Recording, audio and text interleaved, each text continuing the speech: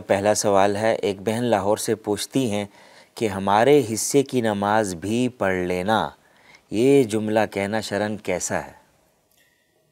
بسم اللہ الرحمن الرحیم۔ مجھے لگا کہ شاید یہ بہن کہہ رہی ہیں کہ آپ میرے حصے کی نماز پڑھ لینا، تو یہ جملہ بہرحال غور طلب ہے۔ اگر تو کسی بندے نے حقارت کی نظر سے یہ کہا، کسی بھی شعائر اسلام میں سے کسی چیز کو ہلکا سمجھ کر یہ جملہ کہا، از راہ مزاح کہا، تو ایسی صورتحال کے اندر معاملہ بڑی دور چلا جائے گا، کیونکہ شعائر اسلام میں سے کسی بھی چیز کی توہین کرنا انسان کو دائرہ اسلام سے خارج کر دیتا ہے۔ ایسی صورتحال کے اندر تو جناب کسی کو اگر کسی نے ایسا جملہ کہا تو اس کو کلمہ بھی دوبارہ پڑھنا پڑے گا، اگر نکاح کیا ہوا تھا تو نکاح بھی دوبارہ کرنا پڑے گا، کیونکہ اگر اس کو حقارت پر محمول کریں تو بات بڑی دور جاتی ہے۔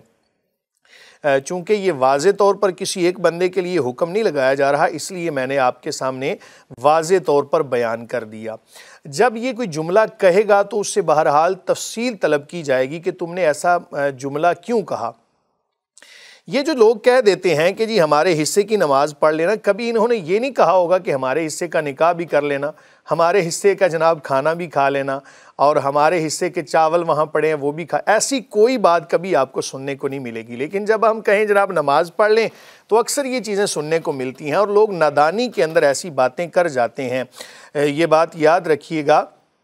کہ ایک کام تو بندہ کر ہی نہیں رہا، وہ تو مجرم ہے ہی، اور ایک اس چیز کا مذاق اڑا رہا ہے، یہ جرم در جرم ہے۔ تو اس لیے ایسے جملے بولنا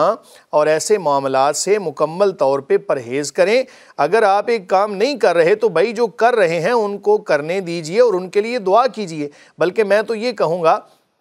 کہ جو لوگ نماز نہیں پڑھتے، اگر اسلامک قانون نافذ ہونا صحیح معنوں میں جیسے ہونا چاہیے تو ان پر یقیناً ان کو بڑی سخت سزا دی جائے گی۔ حضور نبی کریم صلی اللہ علیہ وآلہ وسلم کا واضح فرمان موجود ہے جس کا مفہوم ہے کہ اپنی اولاد کو نماز کا حکم دو جب وہ 7 سال کے ہو جائیں، اور 10 سال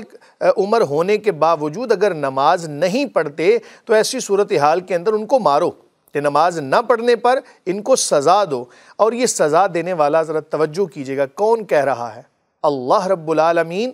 ظاہر ہے کہ نبی کریم صلی اللہ علیہ وسلم خود تو اپنی طرف سے کوئی کلام نہیں فرماتے جب تک اللہ تعالیٰ کا حکم نہ ہو، تو یہ حکم اللہ تعالیٰ کی طرف سے ہے، جس کی صفت کیا ہے؟ رحمان اور رحیم، اور نبی کریم صلی اللہ علیہ وآلہ وسلم خود رحمت للعالمین ہیں، تمام جہانوں کے لیے رحمت، اور وہ رحمت ہمیں یہ حکم فرما رہی ہے کہ اپنے بچوں کو اس حوالے سے تم سزا دو۔ بہرحال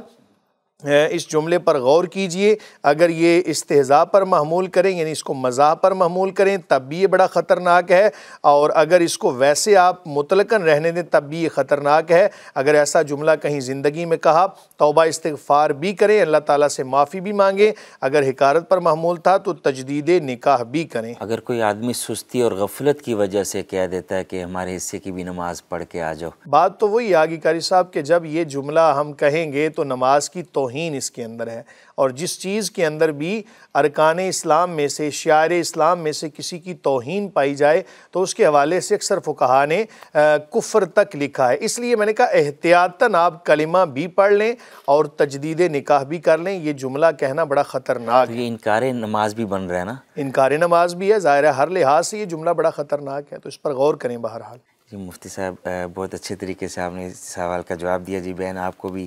اس پروگرام میں سوالات کا جواب مفتی صاحب بھی دلیل دیتے ہیں، اور قرآن پاک کی روشنی میں ہی سارے سوالات کا جواب آپ کو ملتا ہے۔ ہم دوسرے سوال کی طرف بڑھتے ہیں۔ مفتی صاحب، چکوال سے منور صدیق پوچھتے ہیں کہ تجدید نکاح کس صورت میں کیا جاتا ہے؟ برائے مہربانی تفصیلاً رہنمائی فرما دیں۔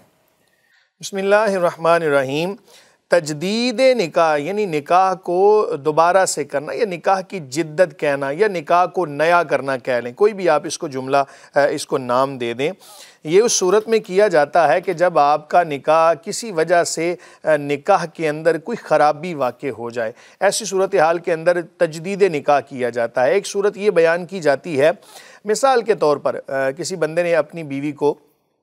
عدت کے دوران ایک طلاق دے دی، ایک طلاق دے گا، اس کے بعد عدت ہے، ایک طلاق دی، عدت کے دوران اس نے رجوع نہیں کیا، عدت مکمل ہو گئی، اس کی ایک ہی طلاق بائن ہو گئی تھی، اور اب یہ دونوں سلو کرنا چاہتے ہیں، تو ایسی صورت میں لفظ بولا جاتا ہے تجدید نکاح کے ذریعے یہ جناب دوبارہ سے اپنا وہ رشتہ بحال کر سکتے ہیں، لیکن آئندہ زندگی میں 2 طلاقوں کا حق باقی ہوگا۔ اگر بالفرض عدت کے دوران اس نے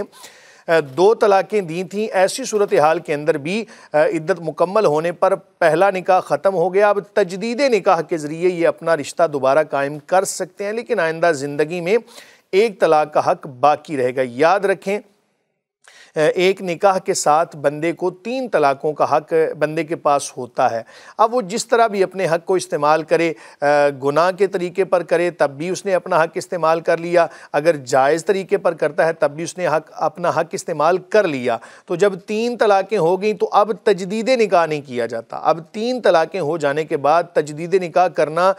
ہوتا ہی نہیں ہے۔ اس لیے ایک تو ٹرم یہ اصطلاح کے طور پر بولا جاتا ہے تجدید نکاح کا لفظ، دوسرا یہ ہوتا ہے اللہ نہ کرے کسی بندے نے کوئی کلمہ کفر کہہ دیا، زبان سے نکل گیا، یا کچھ جس طرح اس سے پہلے ہم نے مسئلہ بیان کیا کہ کسی نے شعائر اسلام، ارکان اسلام میں سے کسی کی توہین کر دی، یا کوئی بھی نبی کریم صلی اللہ علیہ وسلم کے حوالے سے ایسا کوئی جملہ اس نے بول دیا کہ جو توہین پر مبنی تھا، اہانت پر مبنی تھا۔ ان تمام تر معاملات کے اندر جب وہ اسلام سے نکل گیا تو اب دوبارہ اسلام میں داخل ہوگا، ظاہر ہے دوبارہ داخل ہونے کے ساتھ چونکہ پہلا جو نکاح تھا، جو بھی جتنے معاملات تھے سب کے سب ختم ہو گئے، اب اس کو نئے سرے سے ایک طرح سے اپنے معاملات کو شروع کرنا ہے، تو انہی میں سے ایک نکاح کی ٹرم ہے کہ اس کو تجدید نکاح کرنا چاہیے۔ میں آپ کو ایک مشورہ بھی دوں گا کہ تجدید نکاح کرتے رہنا چاہیے، اس کی وجہ یہ ہے نبی کریم صلی اللہ علیہ وآلہ وسلم کا فرمان جس کا مفہوم ہے کہ آخر زمانہ میں ایک ایسا زمانہ بھی آئے گا کہ کوئی بندہ اپنی ہی زوجہ کے ساتھ غلط طریقے سے رہ رہا ہوگا، کوئی بھی آپ اس کو نام دے لیں، تو غلط طریقے سے رہنے کا مطلب مثال کے طور پر اس نے کلمہ کفر کہہ دیا، اب وہ اپنی ہی بیوی کے ساتھ تو رہ رہا ہے لیکن کلمہ کفر کہنے کی وجہ سے اسلام سے نکلا، دوبارہ اسلام میں داخل نہیں ہوا، وہ بیوی اس کی رہی نہیں۔ علی حاصل قیاس ان تمام تر معاملات کو مد نظر رکھتے ہوئے، اور ظاہر ہے ہم انسان ہیں، ہم سے خطائیں ہوتی ہیں، اگر کوئی ایسی خطا کہ جس کی وجہ سے اللہ نہ کرے کوئی اسلام سے نکل گیا، تو اب ایسی صورتحال کے اندر اس کو تجدید نکاح کرتے رہنا چاہیے۔ اس کا طریقہ بھی ایک آسان بتا دیتا ہوں۔ گھر کے افراد آپ بیٹھے ہیں، بچے آپ کے بیٹھے ہوئے ہیں، کوئی رشتہ دار بیٹھے ہوئے ہیں، آپ گواہوں کی موجودگی میں کہہ دیں جی میں نے تم سے نکاح کیا، وہ کہے میں نے قبول کیا، یا بیوی کہہ لے کہ میں نے اپنے آپ کو تمہارے ہبہ کیا، کوئی بھی حق مہر کے طور پر درمیان میں کوئی چیز رکھ لیں، جناب آپ نے کیک رکھا ہوا ہے، کوئی فروٹ لے کر آئے ہیں، کوئی بھی ایسی چیز، کچھ پیسے آپ رکھ لیں، تو تجدید نکاح بہرحال